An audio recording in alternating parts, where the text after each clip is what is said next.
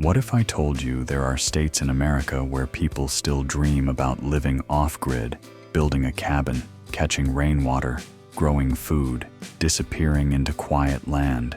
But those same states have quietly made that dream illegal, impractical, or just expensive enough to break you before you ever finish the foundation. Not through dramatic laws or government raids, just through planning systems, water restrictions, building codes, and permit requirements that accumulated so slowly most people didn't notice until they were already halfway through the paperwork. These aren't the obvious places. They're not New York or New Jersey. These are the states that used to mean freedom: Oregon, Montana, Alaska, Colorado. The ones people still talk about, like they're wide open.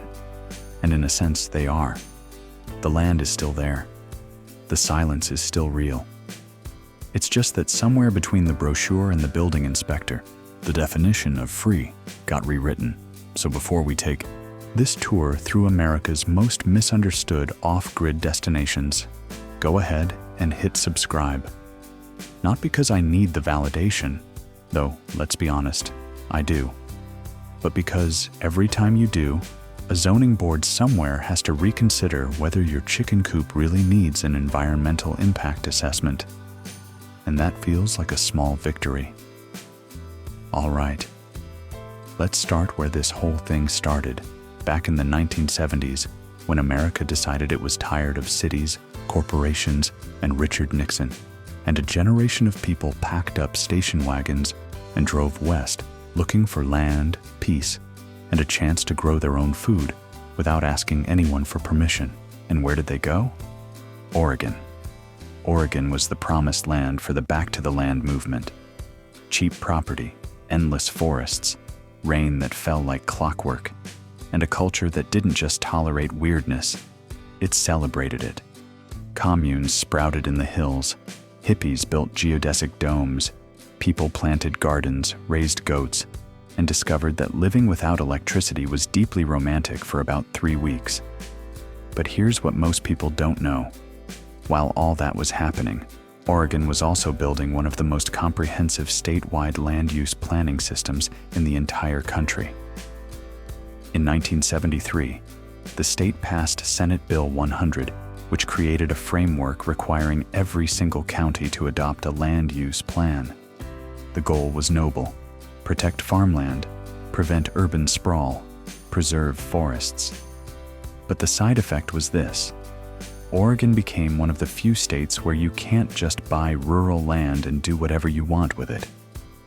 Every county has zoning maps. Agricultural land is for farming. Forest land is for trees. Residential land is for houses. And if your land isn't zoned residential, building a cabin on it isn't just hard. It's often illegal.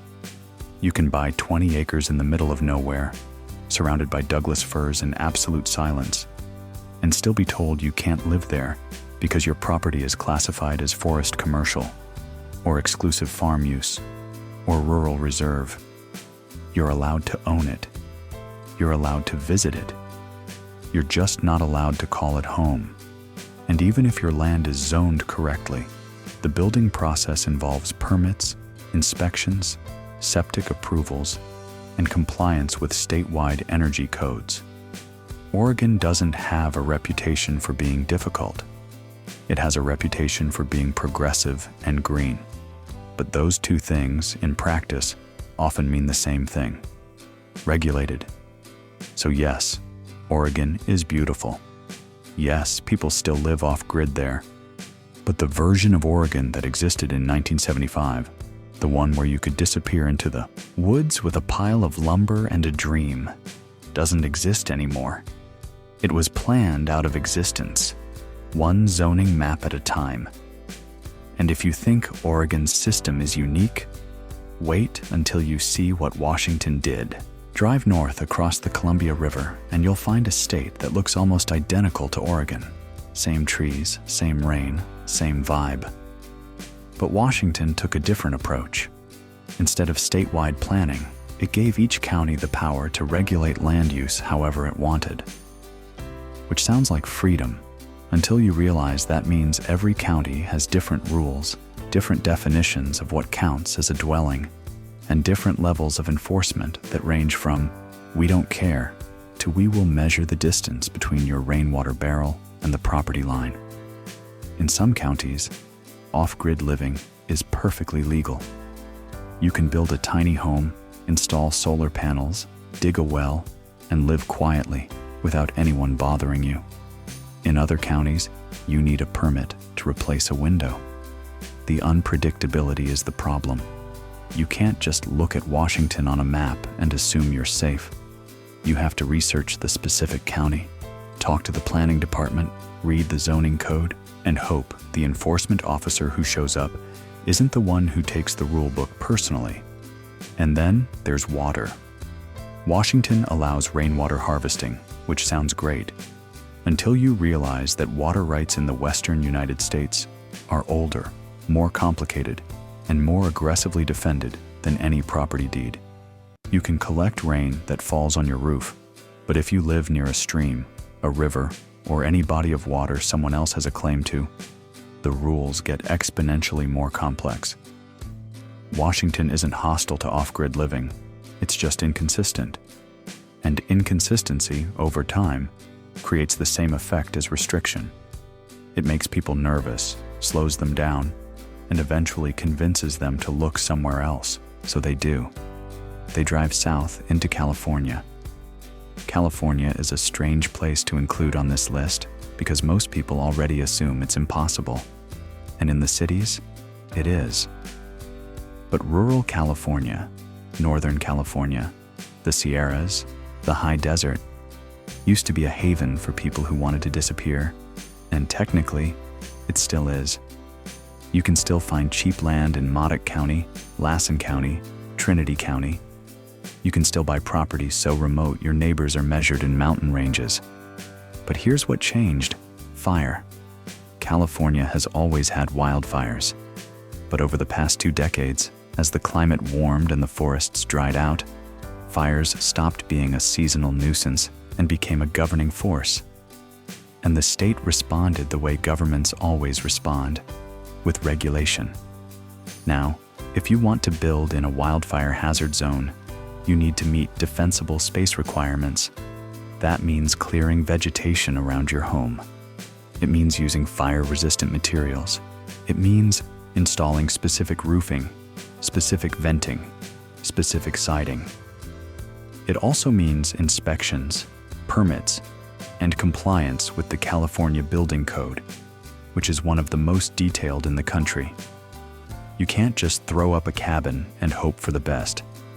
Every structure has to meet standards designed for safety, which is reasonable, until you realize those standards were written for suburban subdivisions, not off-grid homesteads.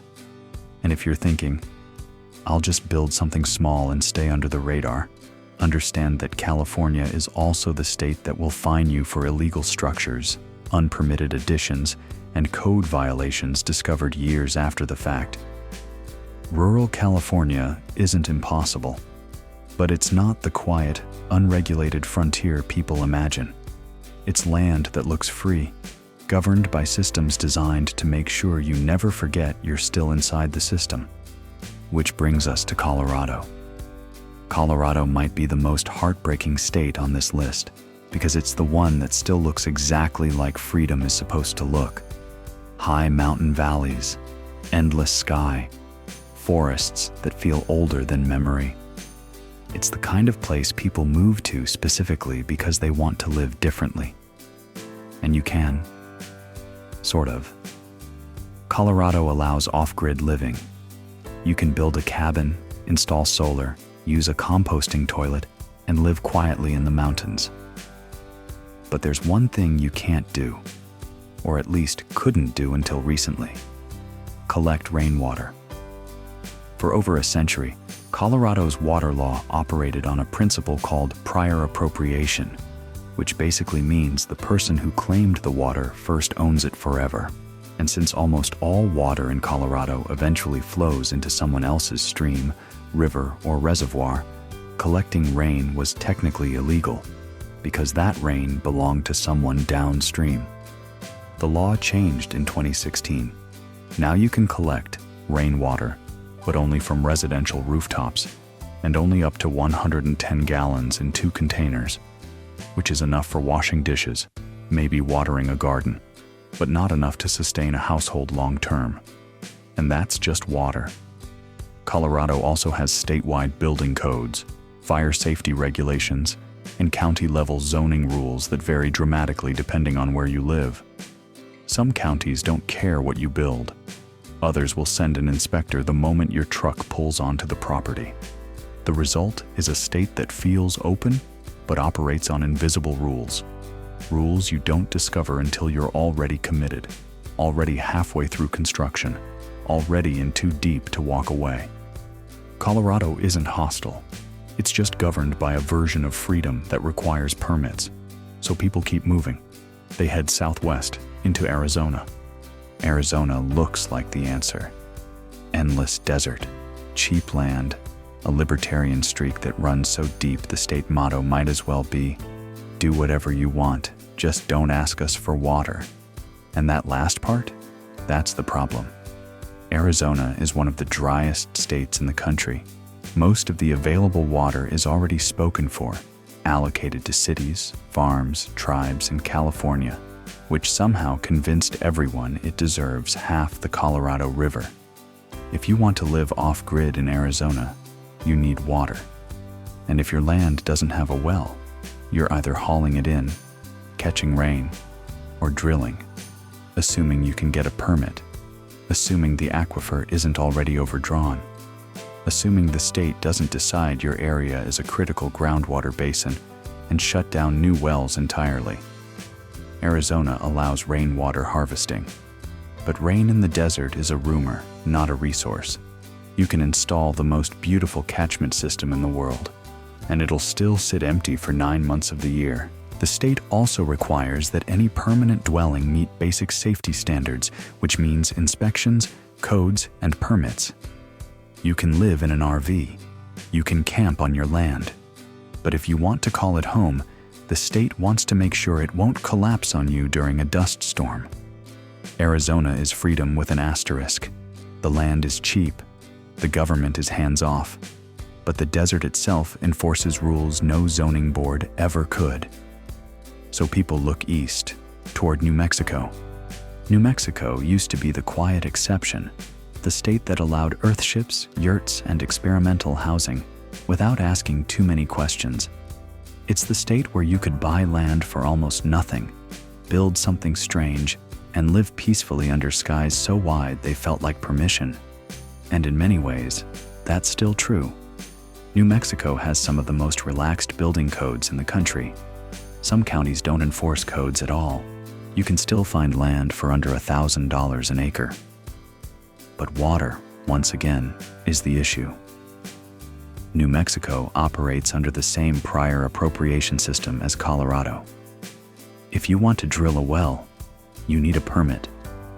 If you want to use surface water, you need a water right. And if you think you can just collect rain and call it good, you can, technically, but only for household use, and only if you're not diverting water that would otherwise flow into someone else's claim. The state isn't trying to stop you, but the legal structure around water is so old, so tangled, and so aggressively defended that even figuring out what you're allowed to do requires a lawyer, a hydrologist, and a decent amount of luck. New Mexico is still one of the easier states, but it's not the borderless, ruleless frontier it used to be. It's just slower to enforce the invisible boundaries. And then there's Idaho. Idaho became trendy over the past decade. Cheap land, conservative politics, wide open spaces. People from California, Oregon, and Washington started moving there in waves, looking for the same thing they always look for: freedom. And Idaho has it, sort of. The state itself doesn't enforce building codes, but counties do. And depending on where you land, that could mean total freedom or total frustration. Some Idaho counties have no building department, no inspections, no zoning. You can build whatever you want. Other counties adopted the International Residential Code and will show up with clipboards if your shed looks too permanent. The problem is, you don't always know which kind of county you're in until you've already bought the land, and by then, it's too late. Idaho's reputation as a freedom state is technically accurate, but it's not consistent. And in a state where land prices have doubled in 5 years and everyone from Boise to Coeur d'Alene is suddenly building subdivisions, the rules are tightening faster than anyone expected, which is why some people skip Idaho entirely and go straight to Montana. Montana is the state people think of when they imagine total independence. Big sky, no people. Land so vast you could disappear into it and never be found. And that image is real. Montana is still one of the least populated states in the country. You can still buy huge parcels of land for reasonable prices. You can still live quietly, far from roads, far from neighbors, far from noise. But Montana has statewide building codes. And while enforcement is often light, especially in rural areas, the framework is there. If you want to build a house, it has to meet basic structural and safety standards. If you want a septic system, it has to be approved. If the county decides to enforce, you don't get a warning, you get a notice. Montana's freedom is real, but it's not the lawless, unregulated freedom people imagine. It's freedom that still operates within a system, a looser system, a quieter system, but a system nonetheless. And that's the theme that runs through every state on this list. The land is still there, the space is still real, but the invisible structure underneath it, the planning systems, the water laws, the building codes, those things reshape what freedom actually means. Even in Nevada. Nevada is mostly empty. Drive outside Las Vegas or Reno and it's just desert, mountains, and sky. The Bureau of Land Management controls most of the state, which means there's not much private land to buy in the first place. But if you do find land, Nevada requires water rights for any well. It requires septic permits for any permanent dwelling. And while the state has a reputation for being hands-off, the reality is that living off-grid in Nevada means navigating a system designed for ranchers, miners, and people with lawyers. You can do it. People do. But it's not the open frontier the map suggests. And that brings us to the last state on this list. The one people always assume is the exception. The one that still feels like the ultimate test of independence. Alaska. Alaska is the dream. It's the state people reference when they talk about real freedom, real off-grid living, real distance from the modern world. And in many ways, it still is. Alaska doesn't have statewide building codes. Most boroughs don't enforce regulations outside city limits. You can buy land, build a cabin, live quietly, and no one will bother you, because no one can reach you. But Alaska is also the state where freedom costs the most. Not in permits or regulations, but in logistics, in climate, in survival. Winter lasts 8 months. Temperatures drop to 40 below. Supplies have to be flown in or barged in. If your generator breaks, you fix it yourself or you freeze. If you get hurt, help is hours away, if it comes at all. Alaska doesn't regulate you. It just tests you. And most people fail. The ones who succeed aren't the ones with the best gear or the most money. They're the ones who understand that independence isn't about escaping systems. It's about building your own. And maybe that's the real lesson here. These 10 states didn't lose their freedom. They just redefined it. Through planning, through safety, through water law, through fire codes, through 1,000 small decisions that added up over decades. The land is still there, the sky is still wide. But freedom, real freedom, isn't about finding empty space on a map. It's about understanding the systems that govern that space and deciding whether you're willing to live within them, around them, or despite them.